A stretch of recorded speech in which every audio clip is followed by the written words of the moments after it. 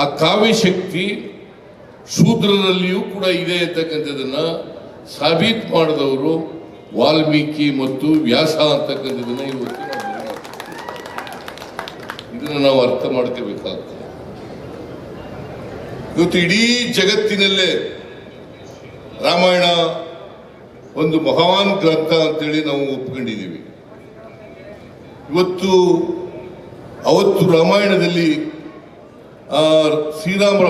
ಶ್ರೀರಾಮಚಂದ್ರನ ಆಸ್ಥಾನ ಅವತ್ತಿನ ಅವರ ರಾಜ್ಯ ಹೇಗಪ್ಪ ಇತ್ತು ಅಂತಂದ್ರೆ, ಇವತ್ತು ನಾವೇನು ಹೇಳ್ತೀವಿ ಪ್ರಜಾಪ್ರಭುತ್ವ, ವರ್ಗರಹಿತವಾದಂಥ, ಜಾತಿ ರಹಿತವಾದಂಥ, ಎಲ್ರಿಗೂ ಸಮಾನ ಅವಕಾಶಗಳಿರ್ತಕ್ಕಂಥ ವ್ಯವಸ್ಥೆ ಅವತ್ತೇ ಶ್ರೀರಾಮಚಂದ್ರನ ಕಾಲದಲ್ಲಿ ಇತ್ತು ಅಂತಕ್ಕಂಥದ್ದನ್ನು ನಾವು ನೋಡಲಿಕ್ಕೆ ಸಾಧ್ಯ ಆಗ್ತದೆ. ಹಾಗಾಗಿ ಇವತ್ತಿನ ಪ್ರಜಾಪ್ರಭುತ್ವ ಅವತ್ತೇ ಪ್ರಜಾಪ್ರಭುತ್ವವಾಗಿ ಇತ್ತು ಅಂತಕ್ಕಂಥದ್ದನ್ನು ನಾವು ಮರೀಲಿಕ್ಕೆ ಸಾಧ್ಯ ಇಲ್ಲ. ಬಸವಾದಿ ಶರಣರ ಕಾಲದಲ್ಲೂ ಕೂಡ ಪ್ರಜಾಪ್ರಭುತ್ವವನ್ನು ನಾವು ನೋಡಲಿಕ್ಕೆ ಸಾಧ್ಯ ಆಗ್ತದೆ. ಇವತ್ತು ನಾವು ಪ್ರಜೆಗಳೇ ಆಳ್ತಕ್ಕಂಥ ವ್ಯವಸ್ಥೆ ಇದೆಯಲ್ಲ, ಪ್ರಜೆಗಳೇ ಪ್ರಭುಗಳು ಅಂತಕ್ಕಂಥ ವ್ಯವಸ್ಥೆ ಇದೆಯಲ್ಲ, ಅದನ್ನೇ ಪ್ರಜಾಪ್ರಭುತ್ವ ಅಂತ ಕರಿತೀವಿ. ಆ ಪ್ರಜಾಪ್ರಭುತ್ವದ ಮೂಲ ನಾವು ರಾಮಾಯಣದಲ್ಲಿ ನೋಡಲಿಕ್ಕೆ ಸಾಧ್ಯ ಆಗ್ತದೆ, ಮಹಾಭಾರತದಲ್ಲಿ ನೋಡಲಿಕ್ಕೆ ಸಾಧ್ಯ ಆಗ್ತದೆ, ಬಸವಾದಿ ಶರಣರ ಕಾಲದಲ್ಲಿ ನೋಡಲಿಕ್ಕೆ ಸಾಧ್ಯ ಆಗ್ತದೆ ಅಂತಕ್ಕಂಥದ್ದನ್ನ ಇವತ್ತು ನಾವು ಯಾರು ಕೂಡ ಮರಿಬಾರದು. ಅದರಿಂದ ಈ ವರ್ಗರಹಿತವಾದಂಥ, ಜಾತಿ ರಹಿತವಾದಂಥ ಸಮಾಜ, ಸರ್ವರಿಗೂ ಸಮಾನ ಅವಕಾಶಗಳಿರ್ತಕ್ಕಂಥ ಸಮಾಜ, ಸರ್ವರಿಗೂ ಸಮಾನ ಅವಕಾಶಗಳಿರ್ತಕ್ಕಂಥ ಸಮಾಜ ಅವತ್ತೇ ಇತ್ತು. ರಾಮರಾಜ್ಯ ಅಂತಕ್ಕಂಥದ್ದು ಅದಕ್ಕೋಸ್ಕರನೇ ಇವತ್ತು ಕೂಡ ರಾಮರಾಜ್ಯ ಬರಬೇಕು ಅಂತ ನಾವೇನು ಪ್ರಸ್ತಾಪ ಮಾಡ್ತಾ ಇದ್ದೀವಿ. ಆ ರಾಮರಾಜ್ಯ ಬಂದಾಗ ಮಾತ್ರ ಜಾತಿ ರಹಿತವಾದಂಥ, ವರ್ಗರಹಿತವಾದಂಥ ಸಮಾಜ ನಿರ್ಮಾಣ ಆಗುತ್ತೆ. ನಾವೆಲ್ಲ ಮನುಷ್ಯರಲ್ಲಿ ಯಾವುದೇ ಭೇದ ಭಾವ ಇರಲಿಕ್ಕೆ ಸಾಧ್ಯ ಇಲ್ಲ. ಅದಕ್ಕೆ ಕುವೆಂಪು ಅವರು ಒಂದು ಮಾತು ಹೇಳಿದ್ದಾರೆ, ಇಡೀ ಸಮಾಜ ಸರ್ವ ಜನಾಂಗದ ಶಾಂತಿಯ ತೋಟ ಅಂತಕ್ಕಂಥ ಮಾತುಗಳು. ಸರ್ವ ಜನಾಂಗದ ಶಾಂತಿಯ ತೋಟ ಆಗಬೇಕು ಈ ಸಮಾಜ. ಎಲ್ಲರೂ ಕೂಡ ನೆಮ್ಮದಿಯಿಂದ, ಶಾಂತಿಯಿಂದ ಮನುಷ್ಯರಂತೆ ಬದುಕ್ತಕ್ಕಂಥ ವ್ಯವಸ್ಥೆ ಆಗಬೇಕು. ಮನುಷ್ಯನನ್ನ ಪ್ರೀತಿಸಬೇಕೇ ಹೊರತು ಯಾವುದೇ ಕಾರಣಕ್ಕೆ ಮನುಷ್ಯನನ್ನ ದ್ವೇಷಿಸಬಾರದು. ಇದನ್ನು ನಾವೆಲ್ಲರೂ ಕೂಡ ಅರ್ಥ ಮಾಡ್ಕೋಬೇಕಾಗುತ್ತೆ. ಇದನ್ನೇ ಎಲ್ಲ ಧರ್ಮಗಳು ಕೂಡ ಹೇಳೋದು. ಯಾವುದೇ ಧರ್ಮ ಇರಲಿ, ಅದು ಹಿಂದೂ ಧರ್ಮ ಇರಲಿ, ಇಸ್ಲಾಂ ಧರ್ಮ ಇರಲಿ, ಕ್ರೈಸ್ತ ಧರ್ಮ ಇರಲಿ, ಬೌದ್ಧ ಧರ್ಮ ಇರಲಿ, ಎಲ್ಲ ಧರ್ಮಗಳು ಕೂಡ. ಅದಕ್ಕೆ ಬಸವಾದಿ ಶರಣರು ಬಹಳ ಸುಲಭವಾಗಿ ಧರ್ಮವನ್ನು ವ್ಯಾಖ್ಯಾನ ಮಾಡಿದ್ದಾರೆ. ದಯೆಯೇ ಧರ್ಮದ ಮೂಲವಯ್ಯ, ದಯೆ ಇಲ್ಲದ ಧರ್ಮ ಯಾವುದಯ್ಯ, ಧರ್ಮದ ಮೂಲವಯ್ಯ, ದಯೆ ಇಲ್ಲದ ಧರ್ಮ ಯಾವುದಯ್ಯ ಅಂತೇಳಿ ಬಸವಾದಿ ಶರಣರು ಬಹಳ ಸುಲಭವಾಗಿ ಧರ್ಮವನ್ನ ಆ ವಿವರಣೆಯನ್ನ ಕೊಟ್ಟಿದ್ದಾರೆ. ಅದನ್ನ ನಾವೆಲ್ಲರೂ ಕೂಡ ಅರ್ಥ ಮಾಡ್ಕೋಬೇಕು. ಧರ್ಮ ನಮಗೋಸ್ಕರ ಇರ್ತಕ್ಕಂಥದ್ದು, ನಾವು ಧರ್ಮಕ್ಕೋಸ್ಕರ ಇರ್ತಕ್ಕಂಥವ್ರಲ್ಲ. ಧರ್ಮ ನಮಗೋಸ್ಕರ, ಧರ್ಮಕ್ಕೋಸ್ಕರ ನಾವು ಇರ್ತಕ್ಕಂಥದ್ದಲ್ಲ. ಇಂಗ್ಲಿಷ್ನಲ್ಲಿ ಧರ್ಮ ಅಂತಂದ್ರೆ ವೇ ಆಫ್ ಲೈಫ್ ಅಂತ ಕರಿತೀವಿ. Way of life. ನಾವು ನೀತಿವಂತರಾಗಿ ನಡ್ಕೊಳ್ತಕ್ಕಂಥದ್ದೇ ಧರ್ಮ. ಮನುಷ್ಯರನ್ನ ಮನುಷ್ಯರಾಗಿ ಕಾಣ್ತಕ್ಕಂಥದ್ದೇ ಧರ್ಮ. ಮನುಷ್ಯರನ್ನ ಪ್ರೀತಿಸ್ತಕ್ಕಂಥದ್ದೇ ಧರ್ಮ. ಆದ್ರಿಂದ ಮನುಷ್ಯರಲ್ಲಿ ಯಾವುದೇ ಅಸಮಾನತೆ ಇರಬಾರ್ದಲ್ಲ, ಭಿನ್ನ ಭಾವಗಳಿರಬಾರ್ದಲ್ಲ. ಇವತ್ತು ಪಟ್ಟಭದ್ರ ಹಿತಾಸಕ್ತರು ಮನುಷ್ಯರಲ್ಲಿ ಉಳಿ ಇಡ್ತಕ್ಕಂಥ, ಒಂದು ಧರ್ಮವನ್ನು ಇನ್ನೊಂದು ಧರ್ಮದ ವಿರುದ್ಧ ಎತ್ಕಡ್ತಕ್ಕಂಥ ಕೆಲಸ ನಡೀತಾ ಇದೆ. ಒಂದು ಜಾತಿಯ ಜನರನ್ನ ಇನ್ನೊಂದು ಜಾತಿಯವರ ವಿರುದ್ಧ ಎತ್ಕಡ್ತಕ್ಕಂಥ ಕೆಲಸ ನಡೀತಾ ಇದೆ. ಅದರಿಂದ ಬಸವಾದಿ ಶರಣರು ಹೇಳಿದ್ರು, ಜಾತಿ ವ್ಯವಸ್ಥೆ ಹೋಗ್ಬೇಕು, ವರ್ಗ ವ್ಯವಸ್ಥೆ ಹೋಗ್ಬೇಕು, ಸಮಾಜ ನಿರ್ಮಾಣ ಆಗಬೇಕು. ನಮ್ಮ ಸಂವಿಧಾನನೂ ಕೂಡ ಅದನ್ನೇ ಪ್ರತಿಪಾದನೆ ಮಾಡ್ತಾರೆ. ಬಾಬಾ ಸಾಹೇಬ್ ಅಂಬೇಡ್ಕರ್ ಅವರು ಕೊಟ್ಟಿರ್ತಕ್ಕಂಥ ಸಂವಿಧಾನನೂ ಕೂಡ ಬಸವಾದಿ ಶರಣರು ಹೇಳದಂತ ವಿಚಾರವನ್ನೇ ಪ್ರತಿಪಾದನೆ ಮಾಡ್ತದೆ. ಅದಕ್ಕಾಗಿ ನಾವೆಲ್ಲರೂ ಕೂಡ ಸಂವಿಧಾನವನ್ನ ಅರ್ಥ ಮಾಡ್ಕೊಳ್ಬೇಕಾದಂಥದ್ದು, ಅದನ್ನು ತಿಳ್ಕೊಳ್ಬೇಕಾಗಿರ್ತಕ್ಕಂಥದ್ದು, ಅದರಂತೆ ನಡ್ಕಬೇಕಾಗಿರ್ತಕ್ಕಂಥದ್ದು ಅತ್ಯಂತ ಅಗತ್ಯ, ಅನಿವಾರ್ಯ ಅಂತಕ್ಕಂಥದ್ದನ್ನು ನಾವು ಮರೀಲಿಕ್ಕೆ ಹೋಗ್ಬಾರದು. ಸಂವಿಧಾನ ಏನು ಹೇಳ್ತದೆ ಅದರಂತೆ ನಡ್ಕೋಬೇಕು. ನಮ್ಮ ಸರ್ಕಾರ, ನಮ್ಮ ಪಕ್ಷ ಸಂವಿಧಾನದ ಧ್ಯೇಯೋದ್ದೇಶಗಳೇನಿದ್ದಾವೆ ಆ ಧ್ಯೇಯೋದ್ದೇಶಗಳನ್ನ ಜಾರಿಗೆ ತರ್ತಕ್ಕಂಥ ಪ್ರಯತ್ನವನ್ನ ಮಾಡ್ತಕ್ಕಂಥದ್ದೇ ನಮ್ಮ ಸರ್ಕಾರದ ಉದ್ದೇಶ ಅಂತಕ್ಕಂಥದ್ದನ್ನು ಇವತ್ತು ತಮಗೆ ಹೇಳಲಿಕ್ಕೆ ಬಯಸ್ತಾ ಇದ್ದೇನೆ. ಸಮಾಜದಲ್ಲಿರ್ತಕ್ಕಂಥ ಎಲ್ಲ ಜಾತಿಗಳು, ಸಮಾಜದಲ್ಲಿರ್ತಕ್ಕಂಥ ಎಲ್ಲ ಬಡವರು, ಸಮಾಜದಲ್ಲಿರ್ತಕ್ಕಂಥ ಎಲ್ಲ ಧರ್ಮಗಳು ಎಲ್ಲರೂ ಕೂಡ ಒಟ್ಟಾಗಿ ಬಾಳ್ತಕ್ಕಂಥದ್ದು ಅತ್ಯಂತ ಅವಶ್ಯ. ಅದನ್ನೇ ನಮ್ಮ ಸಂವಿಧಾನದಲ್ಲಿ ಸಹಿಷ್ಣುತೆ ಮತ್ತು ಸಹಬಾಳ್ವೆ ಅಂತಕ್ಕಂಥ ಪದವನ್ನು ಹೇಳಿದ್ದಾರೆ. ನಾವೆಲ್ಲರೂ ಕೂಡ ಸಹಿಷ್ಣುತೆಯಿಂದ ಬೇರೆ ಧರ್ಮದವರನ್ನ ಕಾಣಬೇಕು, ಬೇರೆ ಧರ್ಮದ ಬಗ್ಗೆ ಸಹಿಷ್ಣುತೆ ಇರಬೇಕು. ಹಾಗೆಯೇ ಎಲ್ಲರೂ ಒಟ್ಟಿಗೆ ಸಹಬಾಳ್ವೆಯನ್ನು ಮಾಡಬೇಕು. ಇದು ಸಂವಿಧಾನ ಹೇಳ್ತಕ್ಕಂಥ ಸಹಿಷ್ಣುತೆ, ಸಹಬಾಳ್ವೆ. ಆದ್ರಿಂದ ನಾವೆಲ್ಲರೂ ಕೂಡ ಇವತ್ತು ಒಟ್ಟಾಗಿ ಬದುಕ್ತಕ್ಕಂಥ ವ್ಯವಸ್ಥೆಯನ್ನು ಮಾಡಬೇಕು. ಅದೇ ಪೂಜ್ಯ ಸ್ವಾಮೀಜಿಯವರು ಮಾಡ್ತಕ್ಕಂಥದ್ದು. ಈಗ ನೀವೆಲ್ಲ ಅವಕಾಶಗಳಿಂದ ವಂಚಿತರಾಗಿದ್ದೀರಿ. ಪರಿಶಿಷ್ಟ ಜಾತಿ, ಪರಿಶಿಷ್ಟ ವರ್ಗ, ಹಿಂದುಳಿದವರು, ಅಲ್ಪಸಂಖ್ಯಾತರು, ಎಲ್ಲ ಶೂದ್ರ ವರ್ಗ ಅವಕಾಶಗಳಿಂದ ವಂಚಿತರಾಗಿದ್ದಾರೆ. ಯಾರಿಗೆ ಅವಕಾಶ ಸಿಕ್ಕಿದೆ ಅವರೆಲ್ಲ ಮುಂದೆ ಬಂದರು, ಯಾರಿಗೆ ಅವಕಾಶ ಸಿಕ್ಕಿಲ್ಲ ಅವರೆಲ್ಲ ಹಿಂದೆ ಬಂದರು. ನಿಮ್ಗೂ ಅವಕಾಶ ಸಿಕ್ಕಿದ್ರೆ ನೀವು ಮುಂದೆ ಬರ್ತಿದ್ರಿ, ನಿಮ್ಗೆ ಅವಕಾಶ ಸಿಕ್ತಿಲ್ಲ ಹಿಂದೆ ಬಿದ್ದಿದ್ದೀರಿ. ಈಗ ಅವಕಾಶ ಎಲ್ರಿಗೂ ಸಮಾನವಾಗಿ ಕೊಡಬೇಕು ಅಂತಕ್ಕಂಥ ಸಂವಿಧಾನ ಹೇಳುತ್ತೆ. ಅದು ಎಲ್ರಿಗೂ ಸಮಾನ ಅವಕಾಶಗಳು ಸಿಕ್ಕಬೇಕು. ಆಗ ಮಾತ್ರ ಸಮಾಜವನ್ನ ಕಟ್ಟಲಿಕ್ಕೆ ಸಾಧ್ಯ ಆಗ್ತದೆ. ಅಂಬೇಡ್ಕರ್ ಏನ್ ಹೇಳಿದ್ರು ಅಂತಂದ್ರೆ, ಈ ದೇಶಕ್ಕೆ ಸ್ವಾತಂತ್ರ್ಯ ಬಂದದ್ದು ಸಾರ್ಥಕ ಆಗ್ಬೇಕಾದ್ರೆ ಈ ದೇಶದಲ್ಲಿರ್ತಕ್ಕಂಥ 143 ಕೋಟಿ ಜನರು ಎಲ್ರಿಗೂ ಕೂಡ ಸಾಮಾಜಿಕ ಆರ್ಥಿಕ ಶಕ್ತಿ ಬಂದಾಗ ಮಾತ್ರ ಸಮಾಜ ನಿರ್ಮಾಣ ಆಗ್ಲಿಕ್ಕೆ ಸಾಧ್ಯವೇ ಹೊರತು ಇಲ್ಲಿವರೆಗೆ ಸಾಧ್ಯ ಆಗಲ್ಲ. ನಾವೆಲ್ಲ ಜಾತಿ ವ್ಯವಸ್ಥೆಯ ಪರಿಣಾಮವಾಗಿ ನಾವೆಲ್ಲ ಶೂದ್ರರಾಗಿದ್ದು. ನೀವು ಶೂದ್ರರಾಗಿದ್ದೀರಿ, ನಾನು ಶೂದ್ರರಾಗಿದ್ದೆ. ಚಿತ್ರವರ್ಣ ವ್ಯವಸ್ಥೆಯಲ್ಲಿ ಬ್ರಾಹ್ಮಣ, ಕ್ಷತ್ರಿಯ, ವೈಶ್ಯ ಇವ್ರು 3 ಜನರನ್ನ ಬಿಟ್ರೆ ಉಳಿದವರೆಲ್ಲ ಶೂದ್ರರು. ಇವರೆಲ್ಲ ಅಕ್ಷರ ಸಂಸ್ಕೃತಿಯಿಂದ ವಂಚಿತರಾಗಿದ್ದರು. ಅಕ್ಷರ ಸಂಸ್ಕೃತಿ ವಂಚಿತರಾದ ಯಾಕಪ್ಪ ಅಂತಂದ್ರೆ ಜಾತಿ ವ್ಯವಸ್ಥೆ ಇದ್ದ ಕಾರಣಕ್ಕೋಸ್ಕರವಾಗಿ ವಂಚಿತರಾದದ್ದು. ನಮಗೆ ವಿದ್ಯೆ ಕಲಿತಕ್ಕಂಥ ಅವಕಾಶಗಳಿರಲಿಲ್ಲ. ನಾವೆಲ್ಲರೂ ಕೂಡ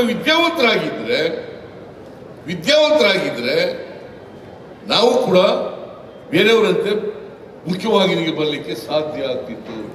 ವಿದ್ಯೆಯಿಂದ ವಂಚಿತರಾದ್ರಿಂದ ನಾವೆಲ್ಲರೂ ಕೂಡ ಮುಖ್ಯವಾಹಿನಿಗೆ ಬರಲಿಕ್ಕೆ ಸಾಧ್ಯ ಆಗಲಿಲ್ಲ.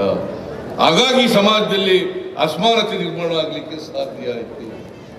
ಸಾಮಾಜಿಕ ಅಸಮಾನತೆ, ಆರ್ಥಿಕ ಅಸಮಾನತೆ ಇವತ್ತು ನಿರ್ಮಾಣ ಆಗಿದ್ರೆ ಈ ಕಾರಣದಿಂದ, ಜಾತಿ ವ್ಯವಸ್ಥೆಯಿಂದ, ಅಕ್ಷರ ಸಂಸ್ಕೃತಿಯಿಂದ ವಂಚಿತರಾಗೋದ್ರಿಂದ. ಅದಕ್ಕೋಸ್ಕರ ನಾನು ನಿಮ್ಮಲ್ಲಿ ಕಳಕಳಿಯ ಮನವಿಯನ್ನು ಏನಪ್ಪ ಮಾಡ್ತೀನಿ ಅಂತಂದ್ರೆ, ಯಾವುದೇ ಕಾರಣಕ್ಕೆ ನೀವೆಲ್ಲರೂ ಕೂಡ ವಿದ್ಯಾವಂತರಾಗಬೇಕು. ನಿಮ್ಮ ಮಕ್ಕಳು ವಿದ್ಯಾವಂತರಾಗಬೇಕು. ವಿದ್ಯೆಯಿಂದ ವಂಚಿತರಾಗಕೂಡದು. ಯಾವುದೇ ಕಾರಣಕ್ಕೆ ವಂಚಿತ. ಮಠ ಈಗಾಗಲೇ ವಿದ್ಯಾಸಂಸ್ಥೆಗಳು ನಡೆಸ್ತಾ ಇದ್ದೀರಲ್ಲ, ವಿದ್ಯಾಸಂಸ್ಥೆಗಳು ನಡೆಸಿ. ಯಾಕಂತಂದ್ರೆ ವಿದ್ಯೆ ಯಾರದೇ ಸ್ವತ್ತಲ್ಲ, ಅಥವಾ ಬುದ್ಧಿವಂತಿಕೆ ಯಾರದೇ ಸ್ವತ್ತಲ್ಲ, ಮೇಧಾವಿತನ ಯಾರದೇ ಸ್ವತ್ತಲ್ಲ. ಎಲ್ಲರೂ ಕೂಡ ಈಗ ವಾಲ್ಮೀಕಿ ರಾಮಾಯಣ ಅಂತ ಗ್ರಂಥವನ್ನು ಬರೀಲಿಕ್ಕೆ ಸಾಧ್ಯ ಆದರೆ, ಬಾಬಾ ಸಾಹೇಬ್ ಅಂಬೇಡ್ಕರ್ ಅವರು ನಮ್ಮ ಸಂವಿಧಾನ ರಚನೆ ಮಾಡ್ತಕ್ಕಂಥದ್ದು ಸಾಧ್ಯ ಆದರೆ, ಮಹಾಭಾರತವನ್ನ ವ್ಯಾಸ ಬರೀಲಿಕ್ಕೆ ಸಾಧ್ಯ ಆದರೆ, ನಾವೇಕೆ ಮೇಲಕ್ಕೆ ಬರಲಿಕ್ಕೆ ಸಾಧ್ಯ ಆಗಲ್ಲ? ವಿದ್ಯೆ ಕಲಿತು ಮೇಲಕ್ಕೆ ಬರಲಿಕ್ಕೆ ಸಾಧ್ಯ ಆಗಲ್ಲ? ಇದನ್ನ ನಾವೆಲ್ಲರೂ ಕೂಡ ಅರ್ಥ ಮಾಡ್ಕೋಬೇಕಾಗ್ತದೆ. ಅದರಿಂದ ಬುದ್ಧಿ ಜ್ಞಾನ ವಿದ್ಯೆಯಿಂದ ಬರಲಿಕ್ಕೆ ಸಾಧ್ಯ ಆಗ್ತದೆ. ಆ ಬುದ್ಧಿ ಮತ್ತು ಜ್ಞಾನ ಇದೆಯಲ್ಲ, ಅದನ್ನ ಪಡ್ಕೊಂಡಾಗ ಮಾತ್ರ ನೀವು ಸ್ವಾಭಿಮಾನಿಗಳಾಗಿ ಮನುಷ್ಯರಾಗಿ ಬದುಕಲಿಕ್ಕೆ ಸಾಧ್ಯ ಆಗ್ತದೆ. ಸ್ವಾಭಿಮಾನ ಪ್ರತಿಯೊಬ್ಬರಿಗೂ ಕೂಡ ಇರಬೇಕು. ಸ್ವಾಭಿಮಾನದಿಂದ ಬದುಕ್ತಕ್ಕಂಥದ್ದನ್ನ ಕಲಿಬೇಕು. ಅದರ ಅರ್ಥ ನಾನೇ ದೊಡ್ಡವನು ಅಂತ ಹೇಳ್ತಕ್ಕಂಥದ್ದಲ್ಲ. ನಾನು ಎಲ್ರಿಗೂ ಸಮಾನ ಅಂತಕ್ಕಂಥ ಭಾವನೆ ಬರಬೇಕು. ನಾನು ನಿನ್ನಂತೆ ಸಮಾನನಾಗಿದ್ದೇನೆ, ನೀನು ಗೌರವ ಕೊಟ್ಟರೆ ನಾನು ನಿನಗೆ ಗೌರವ ಕೊಡ್ತೀನಿ ಅಂತಕ್ಕಂಥ ಭಾವನೆಯನ್ನ ಬೆಳೆಸ್ಕೊಳ್ತಕ್ಕಂಥದ್ದು ಅತ್ಯಂತ ಅವಶ್ಯ. ಅದಕ್ಕಾಗಿ ಇಂಥ ಸಮಾವೇಶಗಳ ಮೂಲಕ ಜಾಗೃತಿಯನ್ನು ಮೂಡಿಸಿ ನಿಮ್ಮಲ್ಲಿ ಸ್ವಾಭಿಮಾನದ ಕಿಚ್ಚನ್ನ ಹತ್ತಕ್ಕಂಥ ಪ್ರಯತ್ನ ಆಗಬೇಕು. ವಿದ್ಯೆ ಕಲಿತಕ್ಕಂಥ ಅವಕಾಶಗಳು ಸಿಗಬೇಕು, ವಿದ್ಯಾವಂತರಾಗಬೇಕು. ಕೆಲವು ಒತ್ತಾಯಗಳನ್ನೇ ಈಗ ಮಾಡಿದ್ದಾರೆ. ಯಾವ್ದಾದ್ರು ಯೂನಿವರ್ಸಿಟಿಗೆ ವಾಲ್ಮೀಕಿಯವರ ಹೆಸರಿಡಿ ಅಂತಕ್ಕಂಥ ಮಾತು ಅದನ್ನು ನೋಡ್ತೀವಿ. ಯಾವುದು ಯೂನಿವರ್ಸಿಟಿಗೆ ಹೆಸರಿಲ್ಲ ಅದನ್ನು ಇರ್ತಕ್ಕಂಥ ಪ್ರಯತ್ನ ಮಾಡೋಣ. ಆಮೇಲೆ ಬ್ಯಾಕ್ಲಾಗ್ ಹುದ್ದೆಗಳನ್ನೆಲ್ಲ ಈಗಾಗಲೇ ನಾನು ಹೇಳಿದ್ದೇನೆ. ಸಮಾಜ ಕಲ್ಯಾಣ ಇಲಾಖೆಗೆ ಮತ್ತು ಬೇರೆ ಇಲಾಖೆಗಳಿಗೆ ಬ್ಯಾಕ್ಲಾಗ್ SC ST ಬ್ಯಾಕ್ಲಾಗ್ ಹುದ್ದೆಗಳನ್ನು ತುಂಬಬೇಕು. ಅದು ಯಾವುದೇ ಕಾರಣಕ್ಕೆ ಬಿಡಬಾರದು. ಬ್ಯಾಕ್ಲಾಗ್ ಹುದ್ದೆಗಳನ್ನು ತುಂಬಬೇಕು ಅಂತಕ್ಕಂಥದ್ದನ್ನು ಮಾಡಿದ್ದೀವಿ. ಇವತ್ತು ಬಹಳ ಸಂತೋಷ. ನಿಮ್ಮ ಜನಸಂಖ್ಯೆಗೆ ಅನುಗುಣವಾಗಿ ಉದ್ಯೋಗದಲ್ಲಿ ಮತ್ತು ಶಿಕ್ಷಣದಲ್ಲಿ ಮೀಸಲಾತಿಯನ್ನು ಕೊಟ್ಟಿರ್ತಕ್ಕಂಥದ್ದು. ನಾಗಮೋಹನ್ ದಾಸ್ ಆಯೋಗ ರಚನೆ ಆಗಬೇಕು ಅಂತೇಳಿ ನಾವು ಕೂಡ ಒತ್ತಾಯ ಮಾಡಿದ್ವಿ. ಸ್ವಾಮೀಜಿಯವರ ಪಾಪ ಅದರ ಅನುಷ್ಠಾನಕ್ಕೆ 138 ದಿನ ಅಲ್ಲ 158 ದಿನ 158 ದಿನ 158 ದಿನ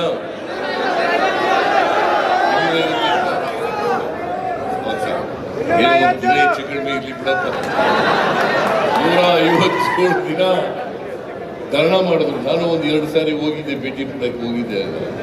ಪಾಪ ಇವತ್ತೇನಾದರೂ ನಿಮಗೆ 7% ಉದ್ಯೋಗದಲ್ಲಿ ಶಿಕ್ಷಣದಲ್ಲಿ ಸಿಕ್ಕಿದ್ರೆ ಅದಕ್ಕೆ ಸ್ವಾಮೀಜಿಯವರು ಕಾರಣ. ಸ್ವಾಮೀಜಿಯವರು ಅಷ್ಟು ದೀರ್ಘಕಾಲ 157 ದಿನ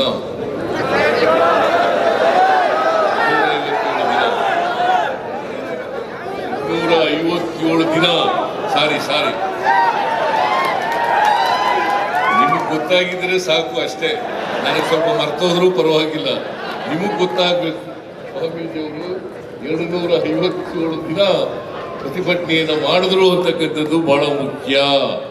ಅವ್ರು ಮಾಡದೆ ಹೋಗಿದ್ರೆ ಬಹುಶಃ ಸರ್ಕಾರ ಬರ್ತಾ ಇರಲಿಲ್ಲ. ನಾನು ವಿರೋಧ ಪಕ್ಷದಲ್ಲಿ ಇದ್ಕೊಂಡು ಅನೇಕ ಸಾರಿ ಇದನ್ನ ಪ್ರಸ್ತಾಪ ಮಾಡಿದೆ.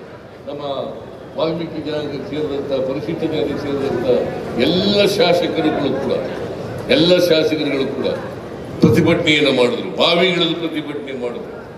ಆದರೂ ಚಪ್ಪಯ್ಯ ಅಂದ್ರೂ ಬಗ್ಲಿಲ್ಲ. ಆದರೆ ಸ್ವಾಮೀಜಿಯವರು 257 ದಿನ ಧರಣ ಕೂತ್ಕೊಂಡ್ರಲ್ಲ, ಅದ್ರ ಮೇಲೆ ಅದಕ್ಕೆ ಬಗ್ಲೇಬೇಕಾದಂಥ ಪರಿಸ್ಥಿತಿ. ನಾವು ಜನಸಂಖ್ಯೆಗೆ ಅನುಗುಣವಾಗಿ ಎಲ್ಲ ಸವಲತ್ತುಗಳು ಕೂಡ ಸಿಗಬೇಕು, ಉದ್ಯೋಗದಲ್ಲಿ ಮತ್ತು ಶಿಕ್ಷಣದಲ್ಲೂ ಕೂಡ ಪಾಲು ಸಿಗಬೇಕು ಅನ್ನೋದರಲ್ಲಿ ನಮಗೆ ಬದ್ಧತೆ ಇರ್ತಕ್ಕಂಥವ್ರು ಅಂತಕ್ಕಂಥ ಮಾತುಗಳನ್ನು ಹೇಳಲಿಕ್ಕೆ ಬಯಸ್ತೇನೆ. ಯಾರ್ಯಾರು ಅವಕಾಶಗಳಿಂದ ವಂಚಿತರಾಗಿದ್ದಾರೆ, ಶೋಷಣೆಗೆ ಒಳಪಟ್ಟಿದ್ದಾರೆ, ಆ ಎಲ್ಲ ಜನರಿಗೂ ಕೂಡ ಅವರ ಜನಸಂಖ್ಯೆಗೆ ಅನುಗುಣವಾಗಿ ಮೀಸಲಾತಿ ಸಿಗಬೇಕು. ಮೀಸಲಾತಿ ಅಂತಕ್ಕಂಥದ್ದು ಭಿಕ್ಷೆ ಅಲ್ಲ. ಅದು ಮೀಸಲಾತಿ ಭಿಕ್ಷೆ ಕೊಡೋದಲ್ಲ, ಅದು ನಿಮ್ಮ ಹಕ್ಕು ಅಂತಕ್ಕಂಥದ್ದನ್ನ ಮರಿಬಾರ್ದು. ಮೀಸಲಾತಿ ಅಂತಕ್ಕಂಥದ್ದು ಹಕ್ಕು, ಅದು ಭಿಕ್ಷೆ ಅಲ್ಲ ಅಂತಕ್ಕಂಥದ್ದನ್ನ ಬಹಳ ಸ್ಪಷ್ಟವಾಗಿ ತಿಳ್ಕೋಬೇಕಾಗ್ತದೆ. ಅದಕ್ಕೆ ನಾನು ಮುಖ್ಯಮಂತ್ರಿ 2013 ಮುಖ್ಯಮಂತ್ರಿ ಆದ 2013 ಸಂಬಳ ಕೊಡೋದು ಬಿಟ್ಟು, ಸಾಲ ಕೊಡೋದು ಬಿಟ್ಟು, ಉಳಿದಂತ ಹಣದಲ್ಲಿ ಪರಿಶಿಷ್ಟ ಜಾತಿಯವರಿಗೆ, ಪರಿಶಿಷ್ಟ ವರ್ಗದವರಿಗೆ, ಅವ್ರ ಜಾತಿ ಸಂಖ್ಯೆಗೆ ಅನುಗುಣವಾಗಿ ಅಭಿವೃದ್ಧಿ ಖರ್ಚಾಗಬೇಕು ಅಂತೇಳಿ ಕಾನೂನು ಮಾಡೋದು ಸಿದ್ದರಾಮಯ್ಯ ಅಂತಕ್ಕಂಥದ್ದನ್ನ ಮರೀಲಿಕ್ಕೆ ಸಾಧ್ಯ ಇಲ್ಲ. ಇಡೀ ದೇಶದಲ್ಲಿ ಎಲ್ಲೂ ಮಾಡಿಲ್ಲ. ಸ್ವಾಮೀಜಿ ಇಡೀ ದೇಶದಲ್ಲಿ ಮಾಡಿದಾರ? ಬಹಳ ಭಾಷಣ ಹೊಡಿತಾರಲ್ಲ, ಏನ್ ಸಾಮಾಜಿಕ ನ್ಯಾಯದ ಬಗ್ಗೆ ಭಾಷಣ ಹೊಡಿತಾರಲ್ಲ, ರಾಷ್ಟ್ರಭಕ್ತಿ ಬಗ್ಗೆ ಭಾಷಣ ಮಾಡ್ತಾರಲ್ಲ, ಬದಲಾವಣೆ ಬಗ್ಗೆ ಭಾಷಣ ಮಾಡ್ತಾರಲ್ಲ. ಮಾಡ್ಲಿ ನೋಡೋಣ, ಕೇಂದ್ರದಲ್ಲಿ ಮಾಡ್ಲಿ. ಯಾಕೆ ಮಾಡಿಲ್ಲ ಇವತ್ತಿನವರಿಗೆ? ನಿಮ್ಮ ಜನಸಂಖ್ಯೆಗೆ ಅನುಗುಣವಾಗಿ ಇಡೀ ದೇಶದಲ್ಲಿ ವಾಲ್ಮೀಕಿ ಜನಾಂಗ, ಬೇಡ ಜನಾಂಗ ಇಡೀ ದೇಶದಲ್ಲಿದ್ದಾರೆ. ಪರಿಶಿಷ್ಟ ಜಾತಿ ಜನಾಂಗ ಇಡೀ ದೇಶದಲ್ಲಿದ್ದಾರೆ. ಜನಾಂಗ ಸುಮ್ಮನೆ ಬರೀ ಬಾಯಿ ಭಾಷಣದಲ್ಲಿ ಮೇಲೆ ಬರಕ್ಕೆ ಸಾಧ್ಯ ಆಗ್ತದ? ಸಮಾನತೆ ಸುಮ್ಮನೆ ಬಂದ್ಬಿಡ್ತದ? ಮುಖ್ಯವಾಗಿ ಬರ್ಲಿಕ್ಕೆ ಸಾಧ್ಯ ಆಗ್ತದ? ಮಾಡಲಿ ದೇಶದಲ್ಲಿ. ನಾನು ಒತ್ತಾಯ ಮಾಡ್ತೀನಿ, ದೇಶದಲ್ಲಿ ಪರಿಶಿಷ್ಟ ಜಾತಿ, ಪರಿಶಿಷ್ಟ ವರ್ಗ ಇವರ ಜನಸಂಖ್ಯೆಗೆ ಅನುಗುಣವಾಗಿ ಅಭಿವೃದ್ಧಿ ಕೆಲಸಗಳಿಗೆ ಹಣ ಮೀಸಲಿಟ್ಲಿ ಅಂತಕ್ಕಂಥ ಒತ್ತಾಯವನ್ನು ಮಾಡ್ತೇನೆ. ನಾವು ಮಾಡಿದ್ದೀವಿ, ಕಾನೂನು ಮಾಡಿದ್ದೀವಿ. ಅದೇ ತರದ ಕಾನೂನನ್ನ ಈಗ ಮಾಡಲಿ. ಈಗ ನೀವು 7% ಇದ್ದೀರಿ, ಪರಿಶಿಷ್ಟ ಜಾತಿಯವರು 17% ಇದ್ದಾರೆ. ಪರಿಶಿಷ್ಟ ಜಾತಿಯವರು ಒಟ್ಟು ಸೇರಿದ 24%. ನಾವು ಅಭಿವೃದ್ಧಿ ಕೆಲಸಗಳಿಗೆ ಖರ್ಚು ಮಾಡ್ತಕ್ಕಂಥ ಹಣದಲ್ಲಿ 24% ಪರಿಶಿಷ್ಟ ಜಾತಿ, ಪರಿಶಿಷ್ಟ ವರ್ಗ ಅವ್ರಿಗೆ ಇಟ್ಬಿಡ್ಬೇಕಲ್ಲ. ಇವತ್ತು ಸಂವಿಧಾನ ಅದೇ ಇರ್ತದೆ. ಸಂವಿಧಾನ ರೀತಿ ಯಾಕೆ ಮಾಡಲ್ಲ? ಅದನ್ನ ನೀವು ಒತ್ತಾಯ ಮಾಡಬೇಕು. ಇಡೀ ದೇಶದಲ್ಲಿ ಒತ್ತಾಯ ಮಾಡಬೇಕು. ಇಡೀ ದೇಶದಲ್ಲಿ ಒತ್ತಾಯ ಮಾಡಬೇಕು. ಅದು ಮಾಡಿದಾಗ ಮಾತ್ರ, ಅದು ಬಂದಾಗ ಮಾತ್ರ ಬದಲಾವಣೆ ಆಗಲಿಕ್ಕೆ ಸಾಧ್ಯ ಆಗ್ತದೆ. ಆರ್ಥಿಕ ಸಾಮಾಜಿಕ ಶಕ್ತಿ ಬರಲಿಕ್ಕೆ ಸಾಧ್ಯ ಆಗ್ತದೆ. ಇದನ್ನ ಮಾಡಬೇಕು ಅಂತೇಳಿ ಒತ್ತಾಯ ಮಾಡಿ. ನನಗೆ ಸಮಯ ಇಲ್ಲೇ ಇರೋದ್ರಿಂದ ಹೋಗ್ಬೇಕಾಗಿದೆ, ಭಾಷಣ ಮಾಡಕ್ಕೆ ಟೈಮ್ ಇಲ್ಲ. ನನಗೆ ಈ ಮಹರ್ಷಿ ವಾಲ್ಮೀಕಿ ಜಯಂತ್ಯೋತ್ಸವ ಕಾರ್ಯಕ್ರಮಕ್ಕೆ ಬಂದು ನಿಮ್ಮ ಜೊತೆನೆಲ್ಲ ಇದ್ದು ಸ್ವಾಮೀಜಿಯವರಿಗೆ ಶುಭ ಕೋರಿ, ನಿಮಗೆಲ್ಲ ಶುಭ ಕೋರಿ,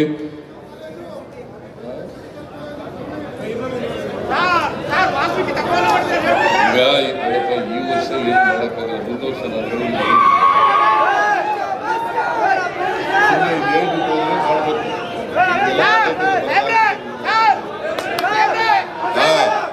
ಅದರಿಂದ ನಾನು ನಿಮ್ ಜೊತೆ ಇರ್ತೇನೆ. ಈಗ ಇಲ್ಲಿವರೆಗೆ ನಮ್ಮ ಮೈಸೂರು ಜಿಲ್ಲೆಯಲ್ಲಿ, ಚಾಮರಾಜನಗರ ಜಿಲ್ಲೆಯಲ್ಲಿ, ಹಾಸನ ಜಿಲ್ಲೆಯಲ್ಲಿ, ಮಂಡ್ಯ ಜಿಲ್ಲೆಯಲ್ಲಿ, ಕೊಡಗು ಜಿಲ್ಲೆಯಲ್ಲಿ ಪರಿವಾರ ಮತ್ತು ತಳವಾರ ಕೇಂದ್ರ ಸರ್ಕಾರದಲ್ಲಿ ಅವ್ರನ್ನ ಎಸ್ಟಿಗೆ ಸೇರಿಸ್ತು. ಇಲ್ಲಿ ಇನ್ನೂ ಕೆಟಗರಿ 1 ಇಟ್ಕೊಂಡಿತ್ತು. ಕೂಡಲೇ ನಾನು ಅವ್ರನ್ನೆಲ್ಲ ಮೀಟಿಂಗ್ ಕರೆದು ಶೆಡ್ಯೂಲ್ ಟ್ರೈಬ್ಗೆ ಸೇರ್ಬೇಕು ಅಂತಕ್ಕಂತ ಹೇಳಿ ತೀರ್ಮಾನ ಮಾಡಿದ್ದೀನಿ. ಅದರಿಂದ ನಿಮ್ಮ ಮೇಲೆ ಇದ್ದಂತ ಎಲ್ಲ ಕೇಸ್ಗಳು ಕೂಡ ವಾಪಸ್ ತಗೋಬೇಕು ಅಂತ ಕೂಡ ಸೂಚನೆಯನ್ನು ಕೊಟ್ಟಿದ್ದೇನೆ. ಅದರಿಂದ ಇನ್ನು ಮುಂದೆ ಪರಿವಾರ ಅಂತಕ್ಕಂಥವ್ರು, ತಳವಾರ ಅಂತಕ್ಕಂಥವ್ರು ಕರ್ನಾಟಕದಲ್ಲಿ ಎಲ್ಲರೂ ಕೂಡ ST ಜನಾಂಗಕ್ಕೆ ಸೇರಿದವರು ಅಂತಕ್ಕಂಥ ಮಾತನ್ನು ಹೇಳಿ ಎಲ್ರಿಗೂ ನಮಸ್ಕಾರ. ಜೈ ಹಿಂದ್, ಜೈ ಕರ್ನಾಟಕ.